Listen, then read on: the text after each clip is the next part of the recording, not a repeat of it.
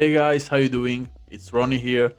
Hope you all had an amazing week last week, and I really hope you're having a great weekend.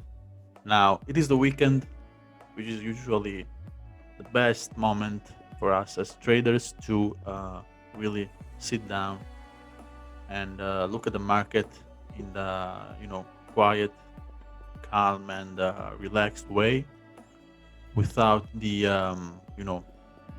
market noise which goes on during the week with major markets being open and a lot of noise which usually comes with market activity, right? So what I want to show you guys today is some simple principles I use in my trading, and I think those principles will really help you during your operations to find some sweet spots where you can really take some great deals out of the market. Now, a bit of explanation here. What I'm looking to teach you today is simply this, and I'm going to explain you this in this way. Let's say price, makes this kind of movements, right?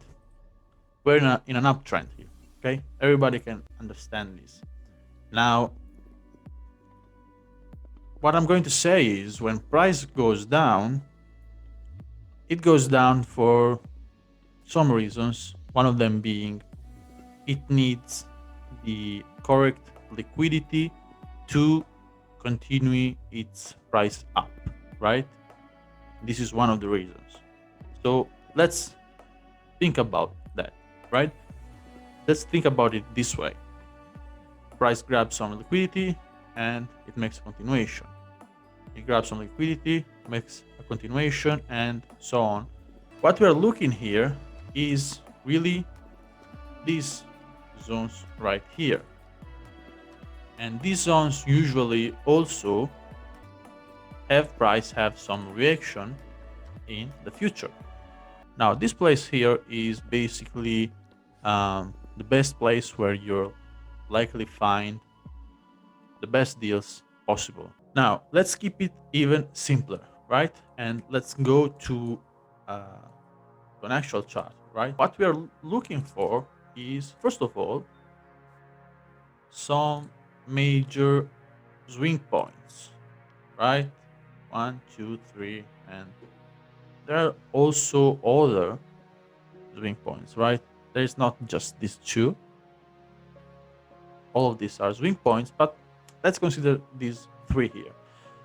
Now, what I usually do with these zones is finding the highest point in the swing point, right?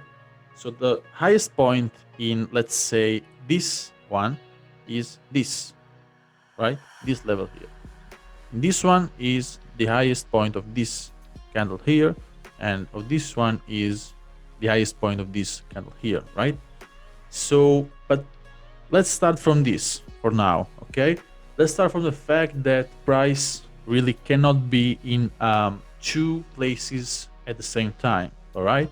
So once we are approaching these, let's say these two major swing points, and I consider them being major because from here price makes big movements on the downside, right?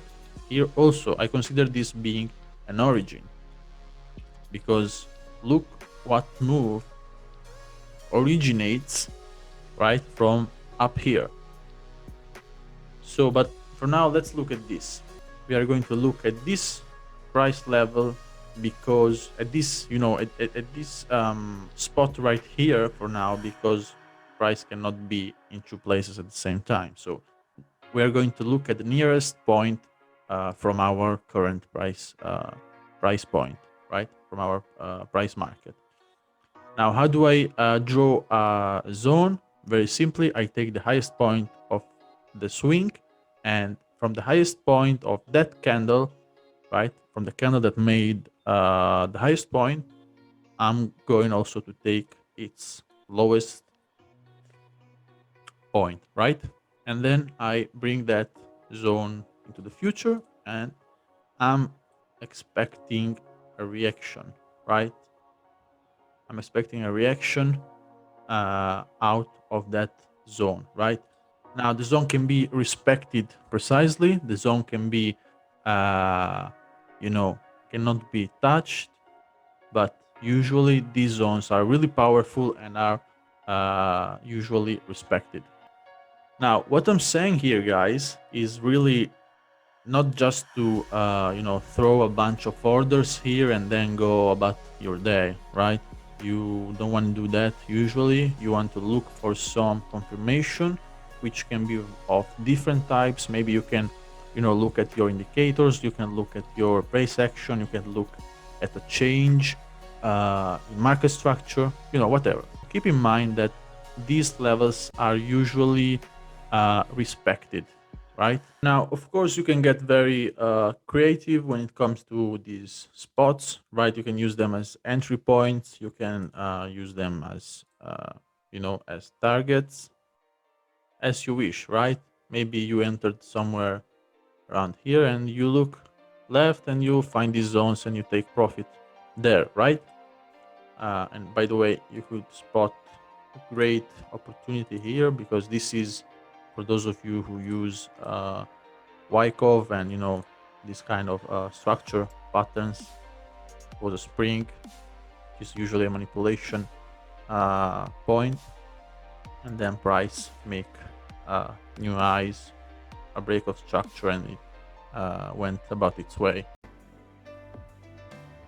Now let's take another example. We did a sell scenario before. Maybe we can do some buying scenario, maybe down here.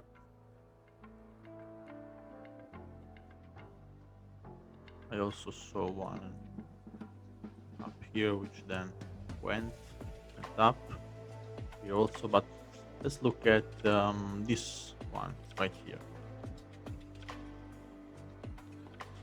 Right, so at this point in time we are going down, then we make these lows, and then price goes up, right? And maybe it starts coming down, right? So let's think about it this way. We are here right now and are expecting price to drop further, and we want to maybe take an opportunity to participate in the action.